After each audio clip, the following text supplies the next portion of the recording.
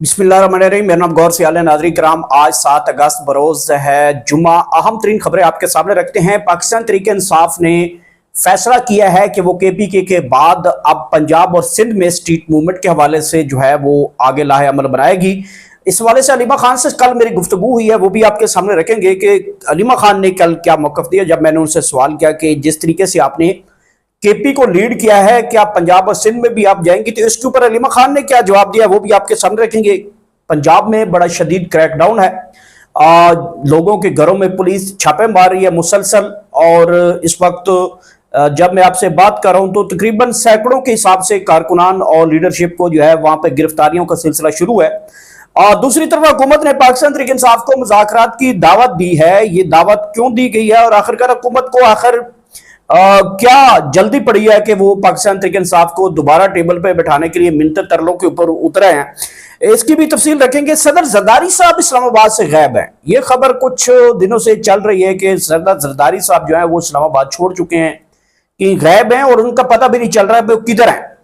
तो उस खबर की भी थोड़ी सी तफसील है, वो भी आपके सामने रखेंगे। जमात इस्लामी और मौलाना फजल रहमान साहब की जमात की जानिब से आज मुल्कगीर जो है वो एहतजाज की कॉल दी गई है। 4 बजे से ये एहतजाज शुरू होंगे, मुल्कगीर एहतजाज होंगे और मुख्तलिफ चौक चौराहे जो है वो बंद किए जाएंगे। देखना होगा कि जिस तरीके से पाकिस्तान तहरीक इंसाफ को पकड़ पकड़ कर उनकी कैदियों वाली गाड़ियां भर भर कर लेकर जाते रहे, क्या आज हुकूमत जो है जमात इस्लामी और मौलाना फजल रहमान की जमात के लोगों को पकड़ कर जो है वो जेलों में डालेंगे, क्या मुकदमे दर्ज करेंगे?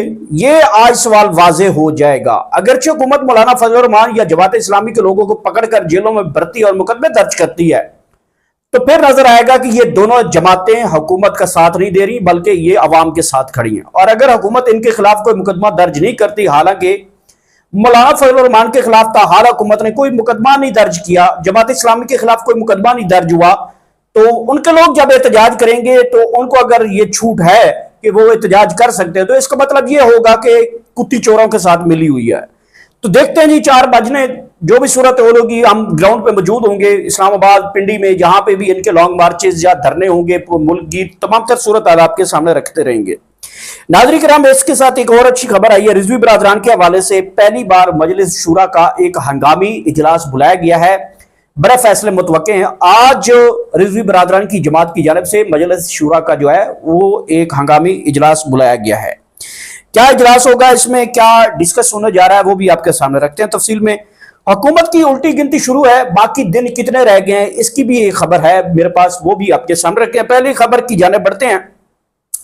पाकिस्तान तहरीक इंसाफ ने मतवक्का ये था कि कल मैंने जब अलीमा खान से ये सवाल किया कि जिस तरीके से आपने स्ट्रीट मूवमेंट जो है KPK से लीड की थी, क्या आप पंजाब में भी जाएंगी और सिंध में भी जाएंगी, तो उनका यह जवाब था कि मुझे तो लोगों ने वहां पे इनवाइट किया था, तो मैं वहां पे जाती रही हूं और मुझे नहीं पता कि वहां पे स्ट्रीट मूवमेंट आप इसको कह सकते हैं या कुछ भी कह सकते हैं।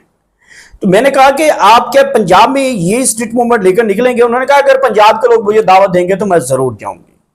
एक बात तो ये खत्म हो गई। दूसरा ये है कि यहाँ पे जो इस वक्त कुछ जज्बाती लोग हैं वो ये सोच रहे हैं कि बहुत लंबी कॉल दे दी गई है, बहुत बड़ी लंबी कॉल देगी, और हुकूमत जो है वो गिरफ्तारियां भी शुरू कर चुकी, खसूसी तौर पर पंजाब के अंदर, लाहौर के अंदर, गुजरांवाला, सियालकोट, फैसलाबाद, मुल्तान, बावलपुर, इन तमाम इजला से जंग में भी गिरफ्तारियां शुरू हो चुकी हैं। तो इन तमाम जगहों से जो है वो लोगों को उठा लिया जाएगा, कारकुनान को जो है पकड़कर जेलों में डाला जाएगा। तो ये सिलसिला तो हुकूमत करेगी, हुकूमत के पास भी टाइम है कि वो ये सारी मैनेजमेंट करेगी। और पाकिस्तान तहरीक इंसाफ को अचानक कॉल देने से पहले बड़ी चीजों को देखना पड़ेगा। यहाँ पे दोनों सूरत हाल को मद्देनजर रखेंगे। याद रखना कि अगर पाकिस्तान तहरीक इंसाफ 14 अगस्त, 15 अगस्त या इसी अगस्त में अगर वो कॉल देती, तो उन्होंने थोड़ा सा मैनेजमेंट भी तो करना है। ये एक दिन का लॉन्ग मार्च तो नहीं होगा कि एक दिन आप आए और गए और इमरान खान रिहा हो गया तो आप चले जाएंगे, ये नहीं होगा। देखिए, उसके लिए मैनेजमेंट करनी पड़ेगी, आपको ट्रांसपोर्टेशन का काम करना पड़ेगा, आपको खाने पीने का बंदोबस्त करना पड़ेगा, आपको फंडिंग का काम करना पड़ेगा। ये जो जज्बाती किस्म के लोग हैं वो ये सोच रहे हैं कि पता नहीं सुहेल अफरीदी ने इतनी लंबी कॉल दे दी है, उसकी वजह पीछे क्या है? भाई अचानक से प्री प्लान नहीं हुआ और ये अचानक ही डिसाइड हुआ है। तो इसके लिए जो KP हुकूमत है वो ज़ाहिर बात है फंड रेजिंग भी करेगी, पार्टी फंड रेजिंग होगा, अल्लाह अमल बनाती जाएगी, आगे चीज चलती है। इस दौरान हुकूमत ने भी अपने जो है वो छुरियां चाकू जो है वो सीधे कर ली, उन्होंने कहा पकड़ पकड़ के जेल में भरो। तो वो सिलसिला पंजाब में शुरू हो चुका है। मरियम नवाज की पुलिस मुसलसल जो है वो चार दीवारी की पमाली कर रही है, लोगों को गिरफ्तार कर रही है, बच्चों को उठा रही है, बीवियों को उठा रही है, बहनों को दुपट्टे उठा रही है और इज्जतें लूटी जा रही है। दूसरे लफ्जों में तो लोगों को हरासा किया जा रहा है, वहां पे मुकदमा दर्ज किए जा रहे हैं, पकड़ा जा रहा है। तो हुकूमत के पास भी ये पूरा मौका है कि वो इसको नाकाम बनाने के लिए तमाम लीडरशिप को गिरफ्तार करें, कारकुनान को गिरफ्तार करें ताकि कोई लोग निकल ना सके। तो इससे पहले हुकूमत से पहले जो है पाकिस्तान तहरीक इंसाफ ने भी तैयारियां अपनी मुकम्मल कर ली हैं। मेरी खबर की इजराय के मुताबिक एक खैमा बस्ती बनाई जा रही है स्वाबी के अंदर।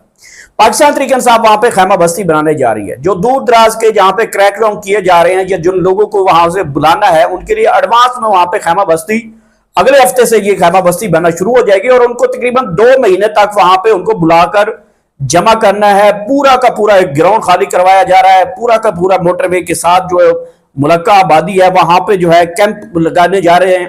तो पाकिस्तान तहरीक इंसाफ ने भी अपने कैंप लगाने शुरू कर दिए ताकि जिन लोगों को खतरा है कि वहां पे वो गिरफ्तार हो सकते हैं वो जल्दी जल्दी जो है वो केपीके के अंदर पहुंचे ताकि वहां पे वो उनकी मैनेजमेंट में आ सकें। और इससे पहले फिर पाकिस्तान तहरीक इंसाफ एक और भी इसमें टारगेट अचीव करने जा रही है। इमरान खान रिहाई फोर्स जो है वो बनाने जा रही है। तो इमरान खान रिहाई फोर्स को जो रजिस्टर्ड वोटर की तादाद है वो 60,000 है। वो तकरीबन 2 घंटों के अंदर अंदर ये वोट पूरे हुए थे। तो सुहेल अफरीदी इसको दोबारा भी करने जा रहे हैं। तो दोनों तरफ से जो है वो सूरत हाल है। सिंध के अंदर भी क्रैकडाउन जारी है, तो पंजाब के अंदर मैंने आपको सूरत हाल सो बता ही दिया है। तो दूसरी तरफ हुकूमत का अंदाजा लगाया कि क्रैकडाउन जारी है, लीडरशिप को गिरफ्तार किया जा रहा है और हुकूमत इस्लामाबाद में बैठकर मुज़ाकरात की दावा दे रही है। आप अंदाजा लगाएं, इनकी बेवकूफी का लेवल चेक करें कि आपको गिरबान से भी पकड़ा हुआ है और कहते हैं हमारे साथ बैठ के बात भी करो। आपके बच्चों को अगवा भी कर रहे हैं और कहते हैं हमारे साथ बैठ के बात करो। आपके बच्चों को पकड़ के गिरफ्तार करके जेल में भर रहे हैं, कहते हैं हमारे साथ मुज़ाकरात करो। तो जो बेवकूफ आदमी मुज़ाकरात की टेबल के बात सुनने गया था, मेरे ख्याल में वो बड़ा बेवकूफ आदमी है। उसको ये नहीं समझ के मेरे जनूबी पंजाब में क्या हो रहा है, उसको ये नहीं पता कि मेरे अपर पंजाब में क्या हो रहा है, उसे ये नहीं पता कि मेरे लाहौर के कारकुनान के साथ क्या हो रहा है। मुज़ाकरात की टेबल पर बैठा मुंह पे मारते मुज़ाकरात नहीं चाहिए मुज़ाकरात। और आपकी औकात क्या है मुज़ाकरात की? आपके पास है क्या जो आप उसके पास लेने गए थे? तो मेरे ख्याल में जो बंदा गया था पाकिस्तान तहरीक इंसाफ से मुज़ाकरात के लिए, वो मुंह पे मार के आते हैं और कहते हैं कि आप पहले वो जो काम कर रहे हैं पहले वो अपना कंप्लीट कर लो, फिर हम सोचेंगे मुज़ाकरात आपके साथ करने हैं कि नहीं करने हैं। एक तरफ कारकुनान की गिरफ्तारियां, इज्जतें लूटी जा रही हैं, बहनों बेटियों की इज्जतें लूटी जा रहे हैं, चार दीवारी की पामाली कर रहे हैं, रेड के नाम पे लोगों के कीमती अशिया सोना जेवर उठाकर लेके जा रहे हैं, एलसीडी टीवी फ्रिज हर चीज तोड़ देते हैं एसी वगैरह। आप दूसरी से मुज़ाकरात लेकर बैठे हैं, ये कौन से मुज़ाकरात होते हैं? तो बड़ा मुंह पे मारना चाहिए था उस बंदे को जो मुज़ाकरात की टेबल पे बैठा था। हाँ नाज़रीन किराम, एक और बड़ी खबर जो मैंने आपको बता दी थी, सदर जरदारी के हवाले से एक बड़ी खबर आई है कि वो इस्लामाबाद से गायब हैं, पुरअसरार तौर पे गायब हैं। वल्ला कहां पे हैं, वल्ला कहीं हैं, इसके बारे में कुछ साफियों के बाद ये चीज चल रही है। नून लीग के साफी ऐसे ऐसे बोल रहे हैं कि जरदारी को जो है वो मैनेज कर लिया गया है। और ये सूबों के हवाले से पीपल्स पार्टी को सबसे बड़ी तकलीफ है कि उनसे हाथ से सिंध की जो जगीर है वो निकलती हुई दिखाई दे रही है। 70 सालों से जो सिंध है वो पीपल्स पार्टी के पास है। तो सिंध की हुकूमत जो है वो अब एक छोटे से खिते के ऊपर बन जाएगी, छोटे से कस्बे के ऊपर नजर आ रही है। उनको पता लाड़काना की इतनी हमारी हुकूमत है, अंदरूनी सिंध में 4-5 MNAs मिल जाएंगे और 1-2 लड़काना की सीटें मिलेंगी, 5-7 सीटें मिल जाएंगी। तो इसकी तो ऊपर हम गुजारा नहीं करेंगे। हमारे पास पूरा सिंध होता है, रहीम यार खान से लेकर पूरे कराची तक हम अपनी शाही दिखाते हैं। वहां पर वडेरा सिस्टम है, वहां से लूट मार मचाते हैं। कच्चे के डाकू भी रखे हुए हैं, पक्के के डाकू भी रखे हुए हैं। तो उनको पता है कि हमने ये जो हमारा सिलसिला है ना, यहां से हमारा बच्चों का पेट पलता है, वो दुकानें बंद हो जाएंगी। तो पीपल्स पार्टी अवाम का नहीं सोचेगी, वो ये सोचेगी कि हमारी जेब में जो माल आ रहा है वो बंद हो जाएगा तो हमारे बच्चे भूख से मर जाएंगे। वो नहीं चाहते। और कल फिर मुराद अली शाह ने भी कहा कि जिसके पास सूबाई हुकूमतों में अगर जो 2/3 अक्सरियत हो और वो तरमीम पे करारदाद मंजूर करें कि सूबा नहीं बनना चाहिए तो फिर नहीं बन सकता। सूबा आपका बाप की बनाएंगे। और सुबह मुस्लिम लीग नून जो है, जिनको पता है कि हमें लाहौर की 2 सीटें नजर आ रही हैं और गुजरावाला की 1 सीट नजर आ रही है और सियालकोट की 2 सीटें नजर आ रही हैं और यही हमारी कुछ औकात बचेगी, तो उनको भी मौत नजर आ रही है। जैसे बकरे को ईद की चांद रात को छुरियां नजर आना शुरू हो जाती हैं। इसी तरह मरियम नवाज को, नवाज शरीफ को जो है वो छुरियां नजर आना शुरू हो गए, सुबह बनते हुए दिखाई दे रहे हैं। तो मतलब दूसरे लफ्जों में मौत नजर आती है इनको। ये आवाम का नहीं सोचेंगे कि छोटे सूबे बन जाएंगे, लोगों तक फंड के जो गली नाली के मसाइल हैं वो हल हो जाएंगे, साफ पानी तक लोग पहुंच जाएंगे, बिजली के मसाइल हैं, उसके अलावा जो तरक्की के जो फंड्स हैं उनके ऊपर जो है लोगों तक, ग्राउंड रूट तक चीजें जाएंगी। वो ऐसा कभी भी नहीं सोच सकते। वो ये सोचते हैं कि अच्छा गुजरांवाला से हमारे जो एमएनए से इतना लूट कर हमारी जेब में इतना डालते हैं, इतना अपनी जेब में रखते हैं। उनको ये पता है लाहौर के इतने नालियों के फंड जो है इतना ठेकेदार रखता है, इतना हमारे पास आता है। उनको ये पता है कि बहावलपुर में हमारे जो ठेकेदार है वो इतना पैसा हमारे से ले लेंगे, इतना आवाम से लेंगे, इतना कौमी खजाने से लिखवा लेंगे, इतना ये कर लेंगे। उनको ये पता है कि हमारी जो बच्चों की रोजी रोटी है वो बंद हो जाएगी। तो नवाज शरीफ और बेसिकली जरदारी साहब ये नहीं चाहेंगे कि इनके जो मामला है वो आगे बढ़े। जमात इस्लामी और मौलाना फजल रहमान की जमातों का आज प्रोटेस्ट है 4 बजे। नाज़रीन किराम, मैं भी देखूंगा, आप भी देखिएगा। जिस तरीके से पाकिस्तान तहरीक इंसाफ के लोगों को उठा उठाकर जो है वो कैदियों वाली गाड़ियां भरी जाती हैं, क्या आज भी वो कैदियों वाली गाड़ियां भरी जाएंगी? इससे पहले तो हमने देखा है कोई गिरफ्तारी नहीं हुई, ना जमात इस्लामी के लोगों की हुई है, ना ही मौलाना फजल रहमान के लोगों की हुई है। तो आज पर यह भी देखना जरूर होगा कि ये दोनों जमातें किस साइड पे खड़ी हैं। आखिर हुकूमत इनके साथ नरमी क्यों बरतती है? या बैठ लो चैनल पे, क्या ये हुकूमत को सपोर्ट करते हैं? तो ये सारी सूरत हाल है। देखते हैं जी। आज इस्लामाबाद को बंद करने की कॉल दी हुई है जनाब, और लाहौर को बंद, कराची को बंद, पेशावर, क्वेटा, हर जगह पे इनके जो लोग हैं वो निकलेंगे और जी सड़कें बंद करनी है और पेट्रोल सस्ता करवाना। देखते हैं जी, ये पेट्रोल सस्ता करवाते भी हैं और बड़ी मेहरबानी है मौलाना फजल रहमान साहब की, डीजल की कीमतों के खिलाफ वो भी सड़कों के ऊपर निकल रहे हैं। देखते भी है कि हुकूमत इनके खिलाफ मुकदमा दर्ज करती भी है कि नहीं करती। हालांकि मौलाना फजल रहमान जिस तरीके से हमारे शुहदा को और पाक फौज के ऊपर टारगेट कर रहे हैं, हुकूमत इसके ऊपर बिल्कुल भाग चुकी है। वो कहती है हम मुकदमा नहीं दर्ज करते। तो इससे यही लगता है कि कुत्ती जो है वो चोरों के साथ मिली हुई है। यानी हुकूमत और फजल रहमान और जमात इस्लामी मुझे तो एक पेज पे नजर आते हैं। किसी को बुरा लगता है बेशक लगे, मैं जो बात है जो मुझे समझ आती है वो कर रहा हूं। नागरिक रिजवी बरादरान की जमात ने पहली बार मजलिस शूरा का हंगामी तौर पे एक इजलास बुलाया है। मैं कई दिनों से कह रहा हूं कि उनकी जमात बड़ी मोटिवेट हो रही है। बहुत दिनों से उनकी जो प्लानिंग है वो ऐसा ऐसा बाहर आ रही है। जो प्लानिंग है उसके ऊपर इंप्लीमेंट शुरू हो चुका है। रिजवी बरादरान को ताहाल गैब किया गया है। जहां पे भी है उनकी एक्सेस नहीं हो रही। पार्टी तितर बितर हुई गई थी। कारकुनान बड़े मायूस थे। कारकुनान का बड़ा प्रेशर आया कि जनाब पाकिस्तान तहरीक इंसाफ इतने बड़ी मुसीबतों के बावजूद निकल सकती है तो हम क्यों नहीं। हालांकि दूसरे नंबर की ये जमात है, मजहबी जमात भी है और सियासी जमात भी है। फॉर्म 45 के मुताबिक 8 फरवरी 2024 के इलेक्शन में मैं हर बार कहता रहा हूं ये दूसरे नंबर की जमात है। तीसरे नंबर की जो है वो मुस्लिम लीग नून थी, चौथे की पीपल्स पार्टी थी। तो देखते हैं जनाब, आज उनका हंगामी शूरा का इजलास बुलाया गया है और शूरा में क्या फैसले किए जाते हैं और इन फैसलों से क्या आने वाले दिनों में कोई बड़ा लॉन्ग मार्च आता है, जो कि मैं देख रहा हूं कि रिजवी बरादरान की जमात जो है लॉन्ग मार्च की तरफ बढ़ना चाह रही है और दमादम मस्त कलंदर की कॉल देने जा रही है। देखते हैं जी। नाज़रीन किराम, हुकूमत की उल्टी गिनती जो कि शुरू हो चुकी है उसके दिन कितने बाकी रह गए हैं। बड़ी अच्छी खबर है ये, आपको थोड़ा समझाना मुनासिब समझूंगा। देखिए, हुकूमत के पास 2 महीने बड़े इंपॉर्टेंट है। ये जो अगस्त है, ये 15 अगस्त से लेकर 30 सितंबर तक, ये 1.5 माह ऐसा है हुकूमत के लिए, इसमें बहुत सी चीजें आपको नजर आएंगी।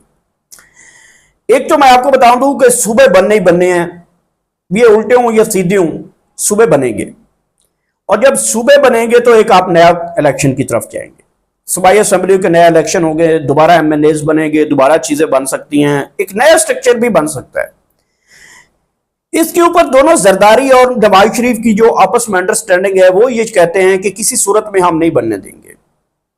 इस सारी सूरत हाल को रोकने के लिए 2 जमातें बड़ी उन्होंने लॉन्च की हुई हैं, खुसूसी तौर पे मौलाना फजल रहमान और जमात इस्लामी। 2 जमातें हैं जो हुकूमत को सपोर्ट करने आ गई हैं। मतलब जो लोग सूबे बनाना चाहते हैं उनके खिलाफ उन्होंने मार्केट में ये लोग भेज दिए ताकि ये उनके ऊपर तनकीद भी कर रहे हैं, कोई मुकदमा भी दर्ज नहीं हो रहा। अगरचे जिन लोगों ने ये सूबे बनाने हैं उन्होंने नकेल इन 2 जमातों को डाल दी, जमात इस्लामी और मौलाना फजल रहमान की जमात को। अगर नकेल डाल दी, तुम्हारी औकात ये है, तुम हम तुम्हें जानते हैं, जो करना करके दिखा लो, इस हुकूमत को बचाना बचा के दिखाओ, तो फिर तो सूबे बन जाएंगे।